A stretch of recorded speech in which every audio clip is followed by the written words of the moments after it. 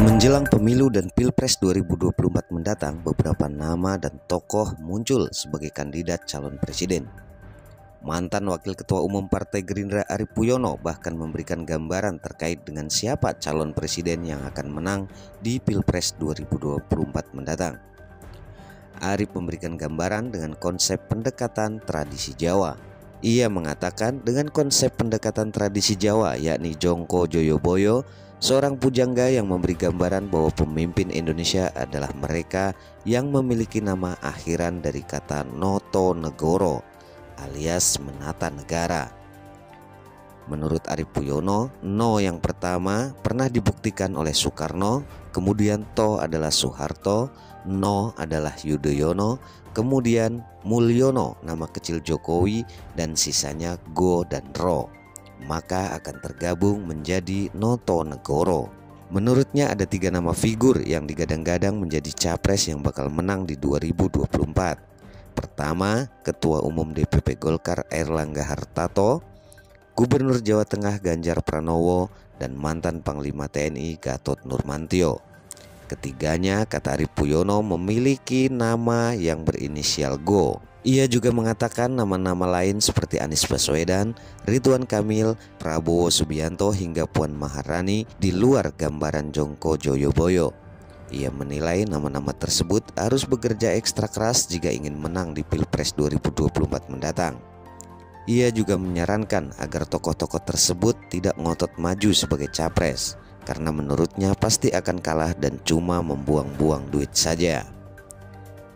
Sementara itu, ketika disinggung 3 nama kepala negara lainnya seperti B.J. Habibie, Megawati Soekarno Putri, dan Abdurrahman Wahid alias Gus Dur yang tak sesuai dengan gambaran Noto Negoro, menurut Arief ketiga kepala negara tersebut menjabat hanya sebentar dan tidak sampai 5 tahun. Itu artinya ketiga tokoh tersebut atau mantan presiden tersebut tidak masuk dalam ramalan Joyoboyo. Ya kan? Di eranya Gus Dur banyak terjadi konflik di daerah gunung-gunungan, kasus Ambon, kasus Maluku Utara, kasus konflik Dayak dan Madura, di Kalimantan Barat, di Kalimantan Tengah. Artinya kan ketika seorang presiden yang tidak masuk dalam radar Jongko Joyoboyo dan terpilih, negaranya terjadi goro-goro. Ngerti itu? Ya. Nah begitu SBY kan tenang kan. Itu saja SBY jadi masih ada istilahnya energi-energi negatif, yaitu misalnya tahu-tahu terjadi tsunami, akan korban banyak kan. Ketika masuk ke dalam no ketiga, dan akhirnya kan di zaman SBY tenang lah 10 tahun, disambung lagi ke zaman Jokowi juga mulai tenang, ya kan, tambah tenang gitu kan. Artinya kebenaran-kebenaran daripada ramalan Joyoboyo itu benar, itu tidak bisa dibantah hari ini. Contoh saja, harusnya kan Noto No kan, No lagi siapa nih? Ternyata Jokowi nama kecilnya Mulyono. Nama dilahirkan ke bumi disebut oleh ayah ibunya namanya Mulyono. Nah, jika mengacu pada ramalan Joyoboyo ini, menurut prediksi Mas nih ke depan? Ya sekarang ini ya contoh saja misalnya Prabowo berkali-kali maju kan. Tapi kan tidak ada dijangka Jongko Joyoboyo yang nggak menang. Ya kan? Jadi di 2024? Di 2024 bisa masih no. Tetapi kalau saya melihatnya sih sudah ke arah go. Jadi Noto No Go. Yang ada nama Go siapa? Tokoh Ya sekarang? hanya 3. Siapa aja tuh? Ya hanya 3 orang Jawa yang punya nama Go. Ini tokoh Airlangga, Ganjar, Gatot Nurmantio. Bu Mega nggak termasuk? Kan ada Go-nya juga. Dong, Megawati, gitu loh. Kalau Ganjar juga dari awalan Mas, bukan akhiran. Nah, yang akhiran kan hanya Airlangga. Ya. Ya kan, Airlangga itu kan namanya berdiri sendiri, satu kata saja. Hartarto itu kan nama ayahnya. Ya kan? Gitu. Benar nggak? Iya, iya. Masuk akal. Ya kan? Apakah pemimpin Indonesia setelah Soekarno itu bisa terlihat? Enggak kan, Soeharto kelemar-kelemar nggak disangka jadi presiden. Ya kan? Misalnya Pak Yudhoyono kelemar-kelemar jadi presiden, Jokowi jadi presiden, kan nggak kelihatan. Tetapi orang itu harus lahir di areal antara Jawa Tengah sampai Jawa Timur. Jadi Mas sekarang nganggap Pak Kelahirannya Erlangga kelemar-kelemar juga enggak? Ya bukan kelemar-kelemar, artinya tidak terjerat namanya ya. Tapi kan sekarang sudah mulai bersinar ya. Iya. Ya kan? Jadi kalau yang gerubak-gerubuk kayak si Ganjar malah nanti nggak kepilih karena namanya juga dia baru kesangkut di depan gitu loh. Sekarang yang go di belakang itu hanyalah Erlangga. Jadi menurut Mas mau sampai berapapun Pak Prabowo nyalon tetap kalah. Tetap kalah. Karena nggak ada di Jongko Joyoboyo. itu nggak takut sampean Mas disentil? Loh, takut apa? Wong saya udah bukan waketum, saya cuma anggota biasa. Ya kan?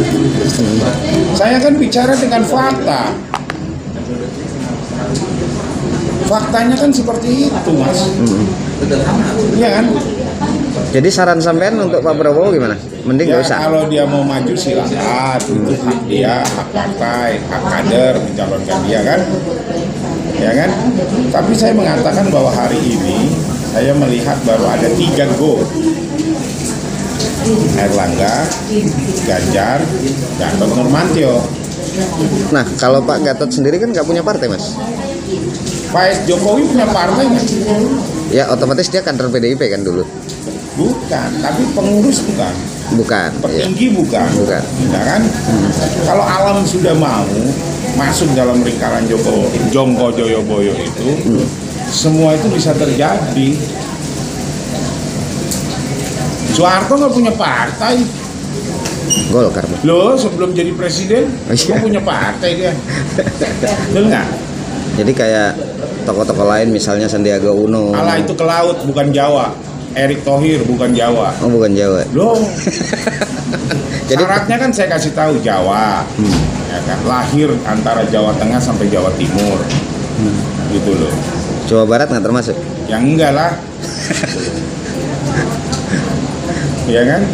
Jadi kalau menurut Mas yang namanya tidak masuk ke dalam kategori ramalan Lebih itu baik mending nggak usah nyalon. Buang-buang duit, buang-buang energi. Duit, buang-buang tenaga, capek doang. Nanti bikin ribut malah jadi goro-goro. Nah, Kalau kan Tara nanti malah bakar-bakaran. Pak Ganjar sendiri di PDIP juga belum direstui Mas. Ya itu urusan PDI ya. Tapi kalau saya melihat Ganjar tidak akan jadi presiden. Satrio itu nggak boleh digebar-gembor dari awal. Dia harus ditutup gitu. Ya kayak Jokowi. Nama Mulyononya kan nggak Berarti dipakai. PDIP kalau ngusung Puan juga nggak ini Mas. Ya enggak lah, orang bukan nonton Negoro. Gitu ya. Gitu loh kan. Iya kan? Ini kan kelihatan nih. Iya kan?